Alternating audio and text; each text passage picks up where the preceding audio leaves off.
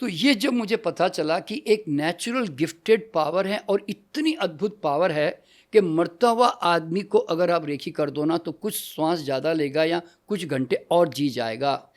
और अगर किसी को हार्ट अटैक आ जाए और रेखी कर दो ना तो व्यक्ति मर नहीं सकता। क्यों? वजह है ना कि देखिए क्या होता है, आदमी हार्ट अटैक में मरता क्यों है?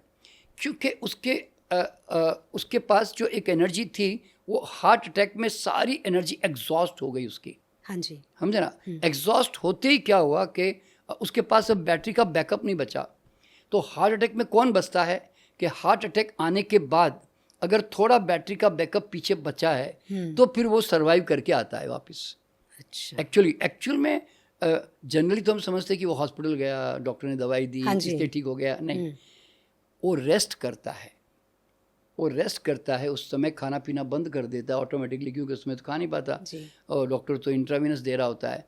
तो उस समय वो 5-7 दिन रेस्ट करता है ना, तो रेस्ट से रेस्टोरेशन एनर्जी का सिद्धांत है। वो कोई दवाओं से कोई आदमी की एनर्जी एनहेंस नहीं होती, समझे ना? और बल्कि दवाएं देते हैं या इंजेक्शन देते हैं तो हमारी एनर्जी उल्टी खर्च होती है उसके रिएक्शन में। हाँ बिल्कुल, समझे ना? तो इस तरह से क्या होता है, आदमी के पीछे बैटरी का बैकअप होना चाहिए। तो अब यहाँ पे अगर घर में किसी को स्ट्रोक आ गया, हार्ट अटैक आ गया, अगर उसी समय घर वाले रेखी जानते हैं अगर, और उस समय अगर रेखी कर दो तो वो व्यक्ति तुरंत, जैसे मोबाइल की बैटरी बुझने जा रही थी और आपने तुरंत चार्जर में डाल दिया हो, इतना इमीडिएट उसको इफेक्ट आता है। अभी आप मेरे यूट्यूब पे जाएंगे हमारे चैनल पे तो आपको उसमें ऐसे कई केसेस मिलेंगे कि जो हमारे स्टूडेंट बन चुके हैं। जैसे एक व्यापारी बेंगलोर में, उसको ब्रेन स्ट्रोक हो गया। तो ब्रेन स्ट्रोक हो गया तो उसको मतलब आंखों में कुछ परेशानी आ गई, हाथ बोलना मुश्किल हो गया, हाथों में और पाँव में कुछ लकवा जैसा होने लग गया। तो उसने समझ गया कि कुछ गड़बड़ हो गई है, तो वो तुरंत जो है ना बेंगलोर से जो है बम्बई की तरफ भागा, कोई उनका पहचान का डॉक्टर होगा। तो रास्ते में 24 घंटा ना बम्बई पहुँचते पहुँचते उसने ना रेखी करनी शुरू कर दी अपनी उसके अंदर। और जब वो रेखी करते हुए, जब वहाँ पे पहले उसने बेंगलोर में दिखाया तो बेंगलोर में डॉक्टर ने उसको कोई खर्चे की बात बता दी होगी, तो इस डर के मारे वो बम्बई जाने लग गया।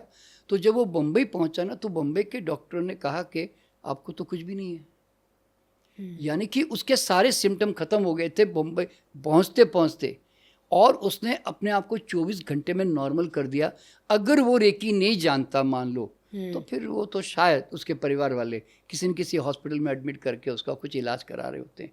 तो मतलब क्या होता है कि इंस्टेंट इमरजेंसी में अगर कोई चीज़ अवेलेबल है ना तो वो रेखी है आपके पास।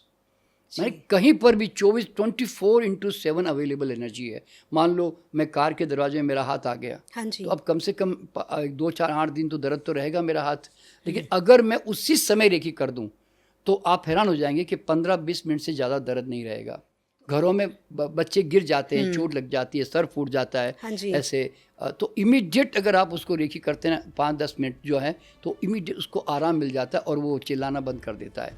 तो ऐसे मतलब इंस्टेंट एनर्जी सप्लायर है, समझे, प्रकार की है।